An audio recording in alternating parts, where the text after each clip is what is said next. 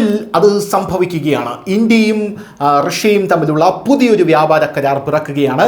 ട്രംപിൻ്റെ താരിഫുകൾക്കെതിരെ ട്രംപ് ഏറ്റവും അധികം ഭയപ്പെടുന്ന രാജ്യമായിട്ടുള്ള ചൈന ഒരു സുരക്ഷാ കവചമായി ഇന്ത്യക്ക് മുന്നിൽ നെഞ്ചും പിരിച്ചു കയറി നിൽക്കുന്ന കാഴ്ചയാണ് നമ്മൾ കാണാൻ സാധിക്കുന്നത്. വെറുതെ അല്ല, ഇന്ത്യ റഷ്യയ്ക്ക് വേണ്ട സാമ്പത്തിക സഹായങ്ങൾ സമ്പൂർണ്ണമായി നൽകുകയും റഷ്യയുടെ കയ്യിൽ നിന്ന് എണ്ണ മേടിക്കുകയും ചെയ്യുന്നുണ്ട്. അപ്പോൾ ഇന്ത്യയെ സംരക്ഷിക്കേണ്ട ബാധ്യത അല്ലെങ്കിൽ ഇന്ത്യയെ സംരക്ഷിക്കേണ്ട കടമ റഷ്യയ്ക്കുണ്ടെന്ന് കൃത്യമായി റഷ്യയ്ക്ക് അറിയാം. കാരണം ഇന്ത്യ ഇല്ലെങ്കിൽ റഷ്യയില്ല എന്ന് കൃത്യമായി റഷ്യയ്ക്ക് ബോധ്യപ്പെട്ടിട്ടുണ്ട്. എന്തായിരുന്നാലും എന്താണ് ഈ സംഭവം?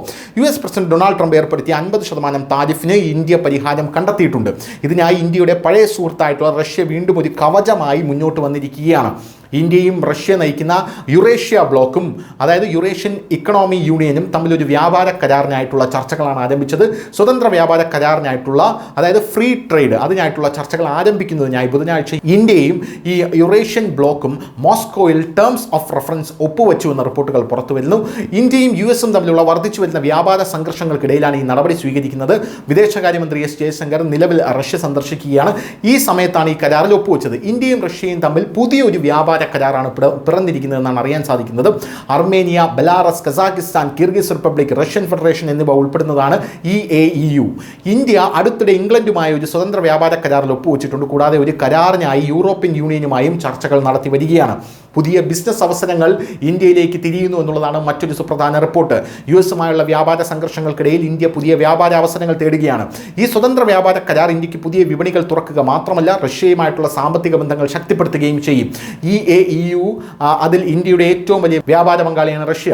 കൂടാതെ ഈ ബ്ലോക്കുമായുള്ള ഇന്ത്യയുടെ മൊത്തം വ്യാപാരത്തിൻ്റെ 92%-ലധികവും റഷ്യയാണ്. കൂടാതെ 2024 ഇന്ത്യയും യുറേഷ്യൻ ബ്ലോക്കും തമ്മിലുള്ള വളരുന്ന വ്യാപാരം $69 ബില്യൺ എത്തുമെന്നാണ് നിലവിൽ പ്രതീക്ഷിക്കപ്പെടുന്നത് എന്നും റിപ്പോർട്ടുകളുണ്ട്. നിർദ്ദിഷ്ട സ്വതന്ത്ര വ്യാപാര കരാറിൻ്റെയും യുറേഷ്യ ബ്ലോക്കിൻ്റെയും പ്രാധാന്യം അത്ര വളരെ വലുതാണ്.